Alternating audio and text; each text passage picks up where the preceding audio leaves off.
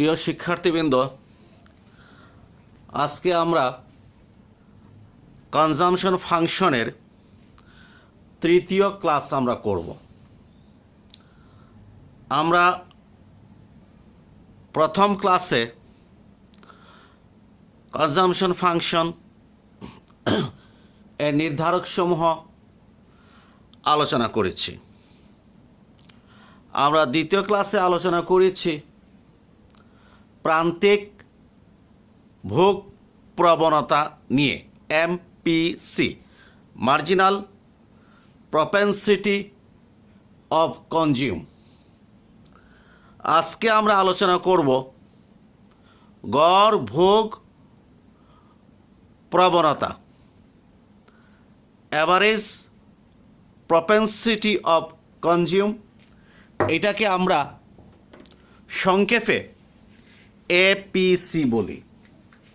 তাহলে আজকের আলোচনার বিষয়বস্তু হচ্ছে গড় ভোগ প্রবণতা, অ্যাভারেজ প্রপেনসিটি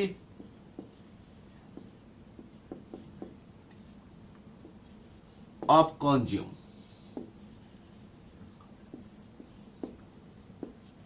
এটাকে আমরা সংক্ষেপে APC বলি। এখন আমরা দেখব গড় ভোগ প্রবণতা কি। একজন ভোক্তা প্রতি 1 টাকায় যে পরিমাণ ভোগ করে তাকে গড় ভোগ প্রবণতা বলে। আমি আবারও বলছি, একজন ভোক্তা প্রতি 1 টাকায় যে পরিমাণ ভোগ করে তাকে গড় ভোগ প্রবণতা বলে। আমি একটা উদাহরণ দিচ্ছি। মনে করি আয় হচ্ছে 1000 টাকা এবং ভোগ ব্যয় হচ্ছে 900 টাকা। তাহলে আমরা বলতে পারি ওই ভোক্তা 1000 টাকার মধ্যে ভোগ করে 900 টাকা। তাহলে 1 টাকায় ভোগ করে 900 ডিভাইডেড বাই 1000 সমান 0.90 টাকা। এই 0.90 টাকা অর্থাৎ 90 পয়সা হলো গড় ভোগ প্রবণতা। এই 90 পয়সাকে আমি কেন গড় ভোগ প্রবণতা বলছি এই জন্য যে আয় 1 টাকা হলে 1000 টাকা হলে ভোগ করে 900 টাকা, 1 টাকা হলে ভোগ করে 0.90 টাকা অর্থাৎ 90 পয়সা। এই 90 পয়সা ভোগ হচ্ছে প্রতি 1 টাকায়। এই জন্য এখানে গড় ভোগ প্রবণতা হচ্ছে 0.90। তাহলে আমরা লিখতে পারি APC গড় ভোগ প্রবণতা সমান 0.90। আমরা দেখেছি এই 0.90 পাওয়ার জন্য আমাদেরকে 900-কে 1000 দ্বারা ভাগ করতে হয়েছে। এখানে 900 মানে 900 টাকাকে আমরা ভোগ প্রতীক দ্বারা প্রকাশ করেছি, অর্থাৎ আমরা উপরে লিখতে পারি C, আর নিচের 1000 হচ্ছে Y মানে আয় প্রতীক দ্বারা প্রকাশ করা হয়েছে। অতএব আমরা নিচে লিখব Y। তাহলে গড় ভোগ প্রবণতা হচ্ছে ভোগ এবং আয়ের অনুপাত। ভোগ এবং আয়ের অনুপাত। আমরা জানি যে কোনো অনুপাতকে ভগ্নাংশের মধ্যে প্রকাশ করা যায়। এটাকে আমরা এইভাবে লিখতে পারি সি অনুপাত ওয়াই। ভোগ এবং আয়ের অনুপাত, সিটা লবে থাকে আর ওয়াইটা হরে থাকে। তাহলে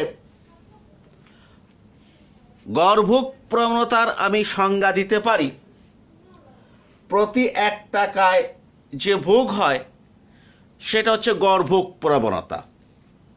অন্যভাবে বলতে পারি ভোগ এবং আয়ের অনুপাত হলো গড় ভোগ প্রবণতা। যদি আমাকে বলা হয় একটি দেশের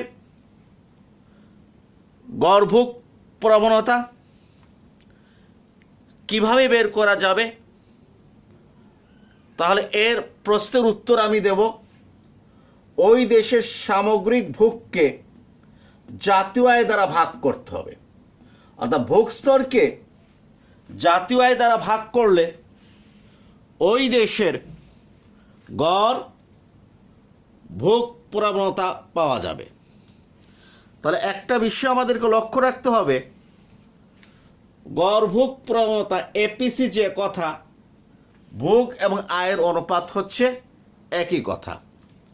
আমি আবারও রিপিট করছি যে গড় ভোগ প্রবণতা যে কথা, ভোগ এবং আয়ের অনুপাত একই কথা। এখন আমরা দেখব আয় বৃদ্ধি পেলে গড় ভোগ প্রবণতা বৃদ্ধি পায় না হ্রাস পায়। সেজন্য আমি একটা ভোগ সমীকরণ প্রথমে উপস্থাপন করব। আমরা জানি ভোগ অপেক্ষকের বা ভোগ সমীকরণের স্বল্পকালীন সাধারণ রূপ হল c equal to a plus b y. আমরা ইতিমধ্যে আমরা পরিচয় পেয়েছি, এ হচ্ছে স্বয়ংভূত ভোগ আর বি হচ্ছে প্রান্তিক ভোগ প্রবণতা। আমরা ধরে নিলাম একটা অর্থনীতির স্বয়ংভূত ভোগ হচ্ছে 100 টাকা এবং প্রান্তিক ভোগ প্রবণতা হচ্ছে 0.8 বা পয়েন্ট একটা শূন্য দেওয়া যেতে পারে 0.80। তাহলে এই অবস্থায় ভোগ সমীকরণ হবে c equal to a plus c equal to 100 plus বির জায়গায় 0.80y ভোগ সমীকরণ। যদি আমি এর জায়গায় যদি 5000 লিখতাম তাহলে এখানে 5000 লিখব, আর বির জায়গায় 0.8 না হয় যদি 0.9 হয় তাহলে আমরা কত লিখব 0.90। এইটা একটা অর্থনীতির থেকে তথ্য কালেকশন করে আমাদেরকে বসাতে হবে। আমি এখানে একটা কাল্পনিক তথ্য বসিয়ে ভোগ সমীকরণ পেয়েছি C equal to 100 plus 0.80y। এখন এই ভোগ সমীকরণে আমি যদি জাতীয় আয় 1000 টাকা বসাই, ওয়াই যদি 1000 টাকা বসাই, তাহলে ভোগের পরিমাণ হবে 100 যোগ 0.80 গুণন 1000 সমান 0.80 আর 1000 গুণ দিলে 800। 100 যোগ 800 সমান 900। অর্থাৎ ভোগের পরিমাণ হচ্ছে কত 900, আয় 1000 টাকা হলে। এখন আমি দেখব আয় বৃদ্ধি পেয়ে 1500 টাকা হলো, তাহলে ভোগ কত হবে? C = 100 প্লাস 0.80 ইন্টু y এর জায়গায় কত লিখব? 1500, or C = 100 প্লাস এটা হবে 1200, 0.80 আর 1500 গুণ দিলে কত হবে? 1200। সুতরাং C = 1300। তাহলে আয় 1500 টাকা হলে ভোগের পরিমাণ হচ্ছে 1300 টাকা। এখন হচ্ছে আমাদের এপিসিটা কত? প্রথমে আয় যখন 1000 ছিল, আয়, ভোগ আর গড় ভোগ প্রবণতা। আয় যখন 1000 ছিল তখন আমার ভোগ ছিল 900 টাকা।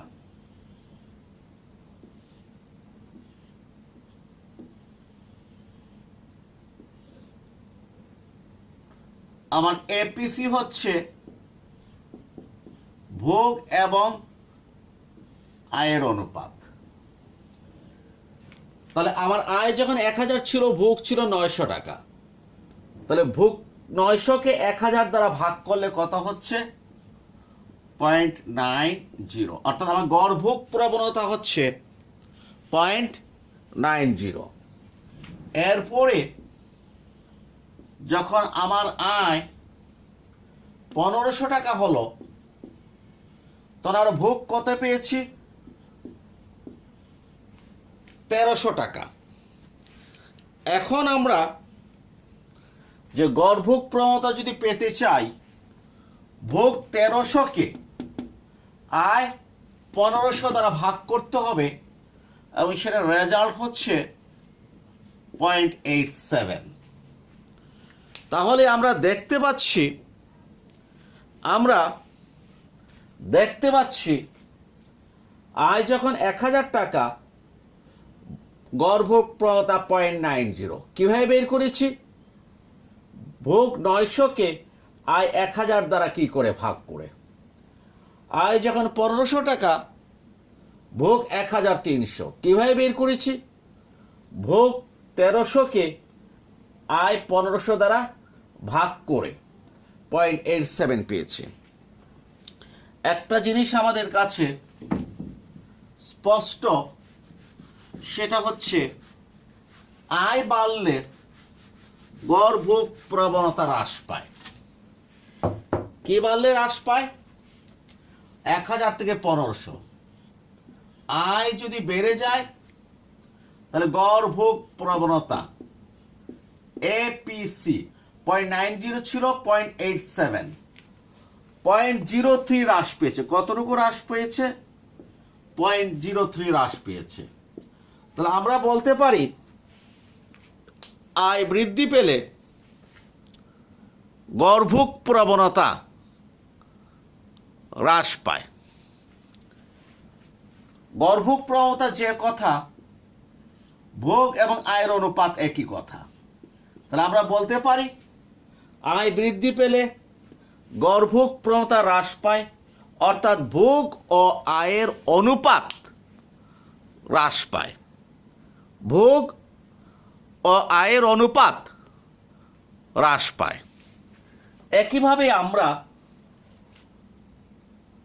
যদি অর্থনীতির প্রাথমিক অবস্থা 1500 থেকে তুলনা করি, তাহলে আমরা কি দেখব? 1500 থেকে 1000 আয় কি হয়েছে? হ্রাস পেয়েছে। তাহলে গড় ভোগ প্রবণতা 0.87 থেকে 0.90 বৃদ্ধি পেয়েছে। গড় ভোগ প্রবণতা বৃদ্ধি পেয়েছে, অর্থাৎ ভোগ এবং আয়ের অনুপাত, বারবার বলছি এপিসি যে কথা, ভোগ এবং আয়ের অনুপাত কি? একই কথা। সেটা কি হচ্ছে? বৃদ্ধি পাচ্ছে। আমরা যদি প্রাথমিক অবস্থা 1500 ধরি, তো 1500 থেকে 1000 আয় কি হয়েছে? হ্রাস পেয়েছে। গড় ভোগ প্রথা 0.87 থেকে 90 বৃদ্ধি পেয়েছে, অর্থাৎ ভোগ এবং আয়ের অনুপাত বৃদ্ধি পেয়েছে। তাহলে আমরা দেখলাম যে আয় বৃদ্ধি পেলে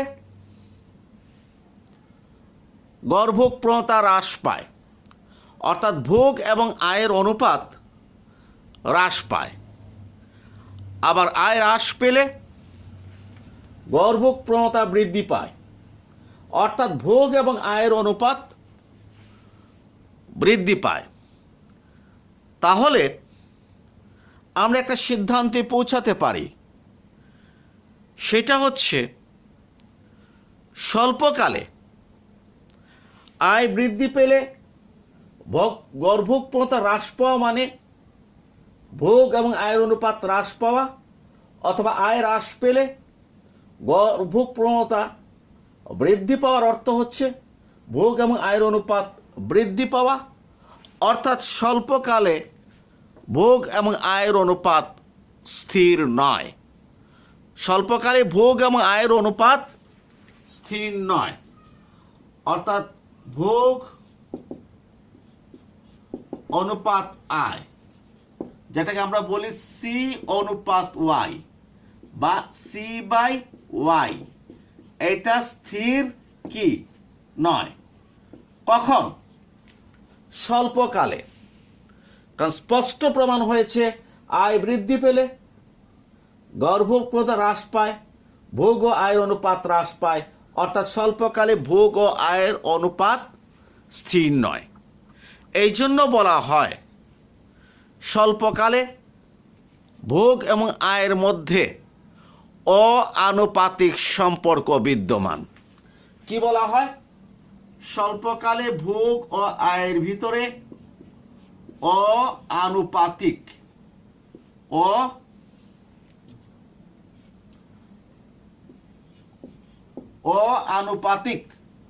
সম্পর্ক বিদ্যমান। যদি ভোগ এবং আয়ের অনুপাত সব সময় স্থির থাকতো, তাহলে আমরা বলতাম ভোগ এবং আয়ের মধ্যে আনুপাতিক সম্পর্ক বিদ্যমান।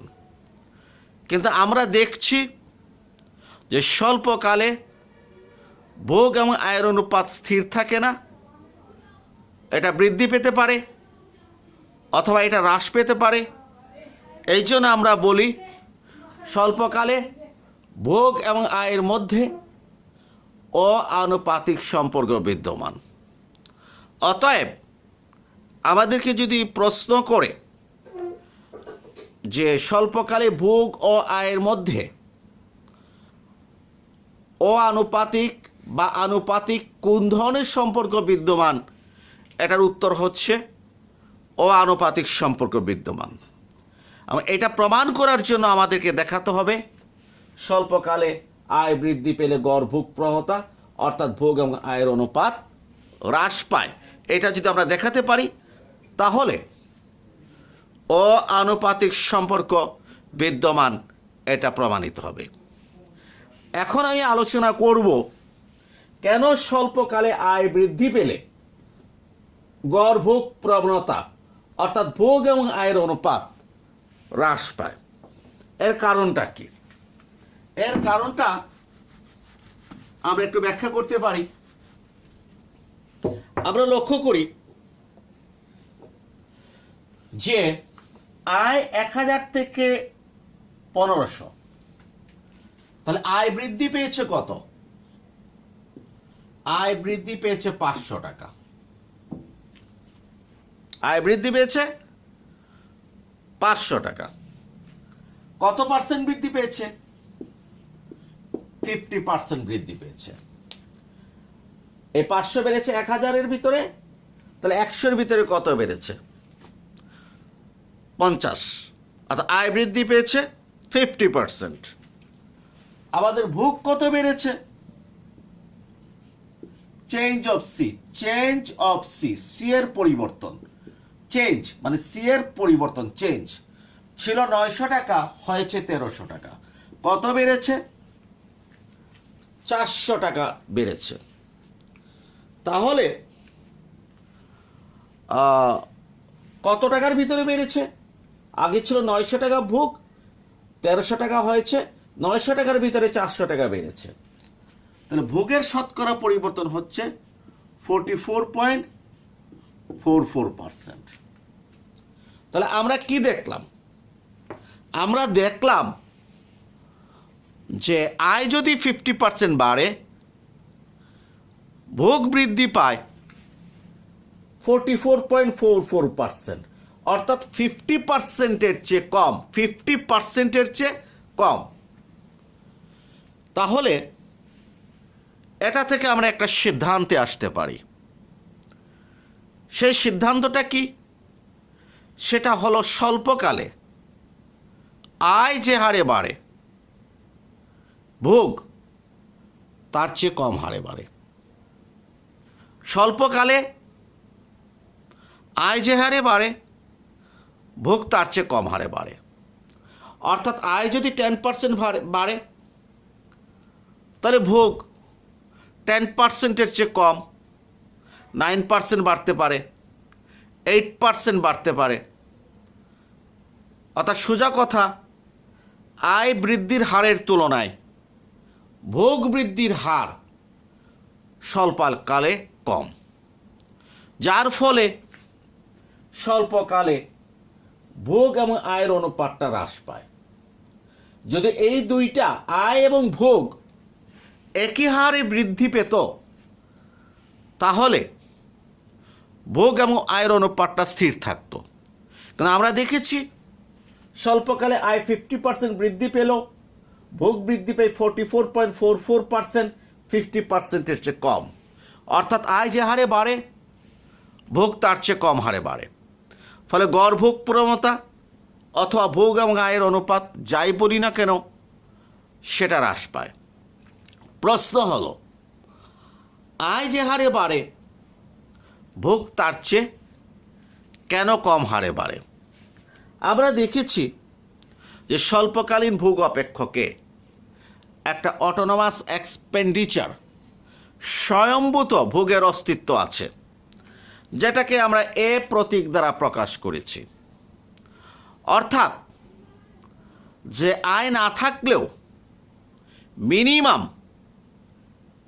এই অটোনমাস এক্সপেন্ডিচার হয়ে থাকে, স্বয়ম্ভূত ভোগ হয়ে থাকে। ধরি একজন ব্যক্তির স্বয়ম্ভূত ভোগ হচ্ছে 10,000 টাকা। যদি তার স্বয়ম্ভূত ভোগ 10,000 টাকা হয়, তাহলে তার আয় যদি 2,000 টাকা হয় মাসে, তাহলেও সে 10,000 টাকা ভোগ করছে। আয় 8,000 টাকা যখন হবে, তখনও তার মিনিমাম 10,000 টাকা ভোগ থাকবে। 8,000-এর সাথে সম্পর্ক রেখে হয়তো ভোগ 13,000 বা 14,000 কি হবে, কারণ আয় বাড়ার সাথে সাথে সে ভোগটা কিছুটা বাড়াবে। কারণ স্বয়ম্ভূত ভোগের মিনিংটা হচ্ছে আয় শূন্য হলেও, আয় না থাকলেও সে 10,000 ভোগ করবে। অর্থাৎ আয় 2,000, 4,000, 5,000, 8,000 হবে, তখন তার জীবনযাত্রার মান উন্নত করার জন্য সে ভোগ 10,000 হতে 11,000, 11,500, 12,000 করবে। তো আয়ের তুলনায় সে কম বাড়াবে।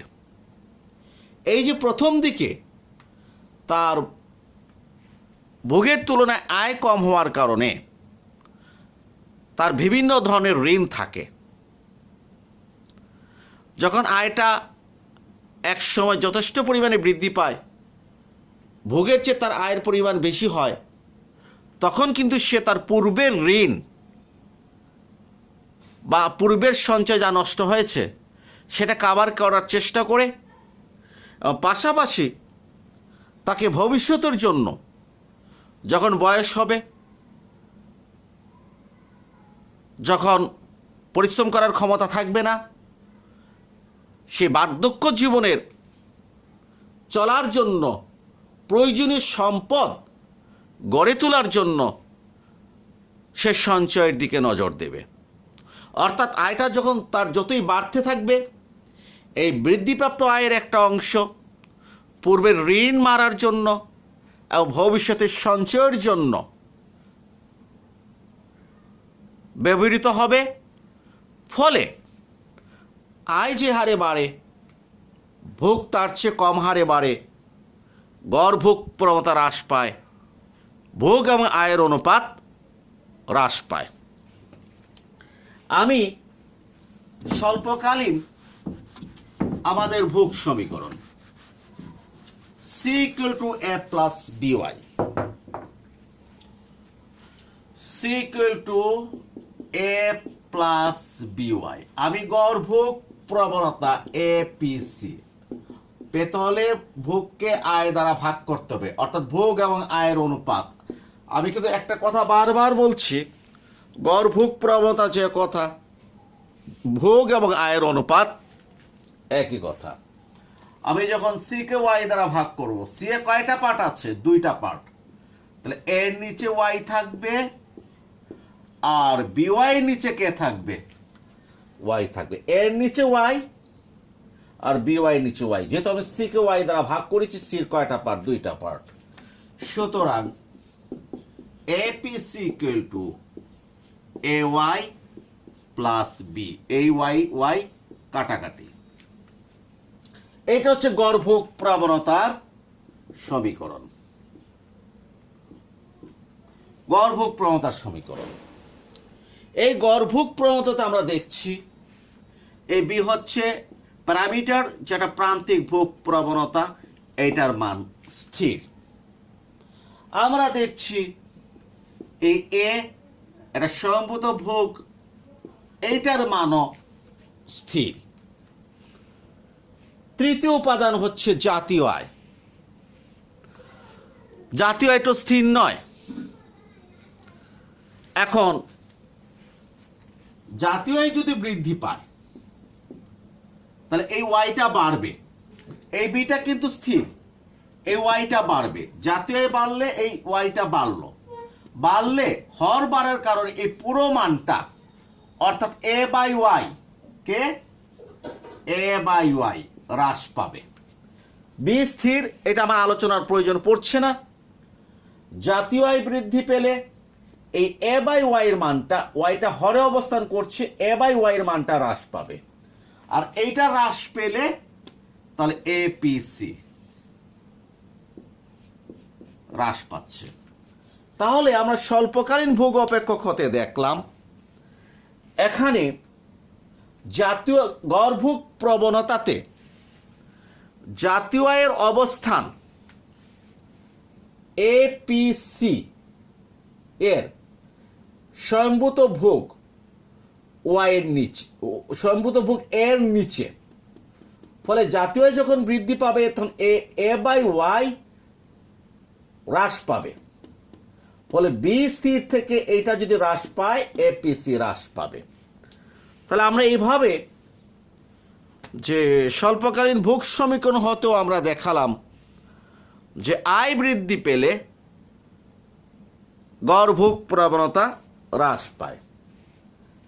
এখন এখান থেকে আরেকটা বিষয় আমি এর আগে আলোচনা করেছি, সেটা হচ্ছে প্রান্তিক ভোগ প্রবণতা। প্রান্তিক ভোগ প্রবণতা হচ্ছে এমপিসি। এটা পেতে হলে আমরা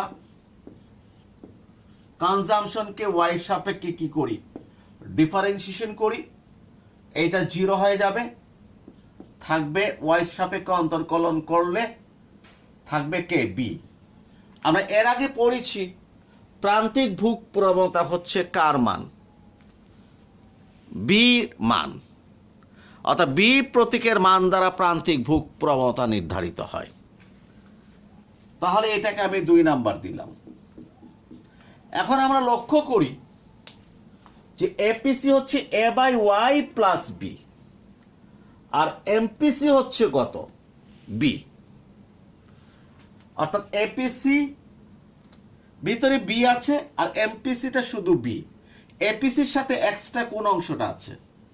এই এ বাই ওয়াই অংশটা কি আছে? এক্সট্রা আছে। তাহলে অবশ্যই এপিসিটা কার চেয়ে বড়? এমপিসির চেয়ে বড়। এপিসিটা কার চেয়ে বড়? APC greater than MPC. তাহলে আমরা বলতে পারি স্বল্পকালীন ভোগ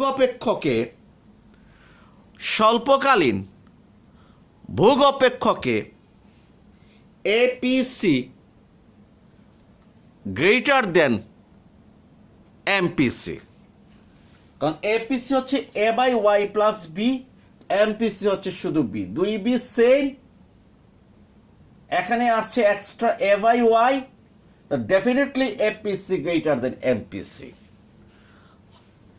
অর্থাৎ যদি এমপিসি যদি 0.7 হয়, এপিসির মানটা 0.7 এর চেয়ে বেশি হবে। এমপিসি যদি 0.8 হয়, 80 হয়, এপিসির মানটা 0.80 হবে। এখন আমরা একটু এপিসি এবং এমপিসির ভিতরে পার্থক্য বোঝার চেষ্টা করব। এটা সংজ্ঞার ভিতরে রয়েছে। এমপিসি হচ্ছে আয় 1 টাকা বৃদ্ধি পেলে ভোগ বৃদ্ধির পরিমাণ, আর এপিসি হচ্ছে প্রতি 1 টাকায় ভোগের পরিমাণ। যেমন আমাকে যদি বলা হয় যে এমপিসি ইকুয়াল টু 0.85, তাহলে আমি কি সিগন্যাল পাবো? আমি সিগন্যাল পাবো আয় 1 টাকা বৃদ্ধি পেলে ভোগ বাড়ে 0.85। আয় 1 টাকা বৃদ্ধি পেলে ওই অর্থনীতিতে ভোগ বাড়ে 0.85। অন্যদিকে আমাকে যদি বলা হয় এপিসি ইকুয়াল টু 0.90, আমি বুঝবো ওই অর্থনীতিতে প্রতি 1 টাকায় ভোগ হয় 0.90। তাহলে দুটোর অর্থ কিন্তু ভিন্ন। এমপিসি 0.85 হলে আমি বুঝি ওই অর্থনীতিতে আয় যদি 1 টাকা বাড়ে, ভোগ বাড়ে 0.85। অর্থাৎ আয় যদি 1000 টাকা বাড়ে, কত টাকা? 1000 টাকা বাড়ে, তাহলে ভোগ বাড়বে 850 টাকা। বাকি 150 টাকা চলে যাবে সঞ্চয় বৃদ্ধিতে। এই এমপিসি আমাদেরকে একটা ধারণা প্রদান করে যে যদি সরকার তার অর্থনৈতিক কর্মকাণ্ডের মাধ্যমে আয় যদি 1000 টাকা বৃদ্ধি করতে পারে, তাহলে জনগণের ভোগ বৃদ্ধি পাবে এমপিসি 0.85 হলে 850 টাকা। অর্থাৎ ভোগ বৃদ্ধির মাধ্যমে ভোগ্যদ্রব্যের চাহিদা বাড়বে 850 টাকা, সমাজের চাহিদা বাড়বে 850 টাকা। আর এই চাহিদা বৃদ্ধিকে সামনে রেখে পরবর্তীতে আরও উৎপাদন বাড়বে, আরও জাতীয় বাড়বে। আর গড় ভোগ প্রবণতা এপিসি ইকুয়াল টু 0.90, এইটা আমাদেরকে সিগন্যাল দেয় যে প্রতি 1 টাকায় ভোগ হচ্ছে 0.90। অর্থাৎ প্রতি 1 টাকায় ভোগের পরিমাণ হচ্ছে 90 পয়সা। তাহলে প্রতি 1 টাকায় সঞ্চয়ের পরিমাণ হচ্ছে 10 পয়সা। এখন আমরা এপিসি এবং এমপিসি সংক্রান্ত আরও কিছু আলোচনা রয়েছে, এবং সেটা আমরা চিত্র অঙ্কন করে আমরা আলোচনা করব। এটা আমরা আজকের ক্লাসে আর নয়, আজকের ক্লাসে শুধু লাস্ট একটা কথা বলছি, আমাদেরকে যখন বলবে এপিসি 0.90 আমরা সাথে সাথে বুঝব ওই অর্থনীতিতে প্রতি 1 টাকায় ভোগের পরিমাণ 90 পয়সা অথবা ভোগ এবং আয়ের অনুপাত 90 পয়সা। আমাদেরকে যদি বলা হয় এমপিসি 0.85 আমরা সাথে সাথে সিগন্যাল পাবো ওই অর্থনীতিতে আয় 1 টাকা বৃদ্ধি পেলে ভোগ বৃদ্ধি পায় 85 পয়সা। আমরা পরবর্তী ক্লাসে ভোগ অপেক্ষক c equal to a plus b y এইটাকে চিত্রে রূপ দেব এবং সেই চিত্র হতে আমরা এপিসি এবং এমপিসি বার করব। এবং আজকে আমরা দেখিয়েছি যে এপিসি গ্রেটার দেন এমপিসি, আমরা চিত্রের মাধ্যমে আমরা দেখানোর চেষ্টা করব এপিসি গ্রেটার দেন এমপিসি। আগামী ক্লাসে আসার আগে আমি একটু অনুরোধ করব যে আমার ওয়েবসাইটে যে আমার একটা গ্রুপস আছে, সে গ্রুপে অর্থনৈতিক কিছু সমস্যা এবং সমাধান, সেখানে ফাইলসে ক্লিক করলে যে মাইক্রো ইকোনমিক্সের আমার লেখাটা পাওয়া যাবে, পিডিএফ করা আছে। এটা ফার্স্ট ইয়ার এবং সেকেন্ড ইয়ার অনার্সকে সামনে রেখে এটা করা হয়েছে। ওই মাইক্রো ইকোনমিক্সের একেবারে প্রথমেই যে গড়, প্রান্তিক এবং স্লোপ নিয়ে একটা আলোচনা আছে। তো একটু যদি কিভাবে স্লোপ বের করতে হয়, গড়ের মিনিংটা কি, প্রান্তিকের মিনিংটা কি, এটা যদি একবার যদি একটু দেখা হয় তাহলে আশা রাখি আগামী ক্লাসটা বুঝতে সহজ হবে। আগামী ক্লাস আসার আগ পর্যন্ত সবার কাছ থেকে বিদায় নিচ্ছি। সবাইকে ধন্যবাদ।